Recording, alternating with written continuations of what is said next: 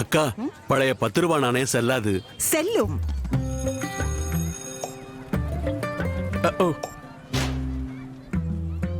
பழைய 10 ரூபாய் நாணயமா? செல்லங்களா, இது இனி செல்லாது.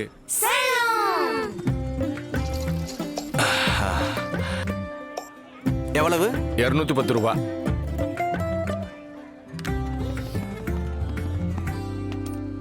அண்ணே, இந்த பழைய 10 ரூபாய் நாணயம் இனி செல்லாது. செல்லும் நாணயம் செல்லுபடியாகும். நாளையும் வதந்திகளே இல்ல, நான் சொல்றது கேளுங்க. நான் எப்படியும் செல்லுபடி ஆவேன். என்னோட சேர்த்து பழைய மற்றும் புதிய 50 பைசா, 1, 2, 5 மற்றும் 20 ரூபாய் நாணயங்களும் தொடர்ந்து செல்லுபடி ஆகும். செல்லும் செல்லும் செல்லும் செல்லும். இது செல்லுபடியாகும். ஆர்பிஐ சொல்கிறது, விவரமா இருங்க, எச்சரிக்கையா இருங்க.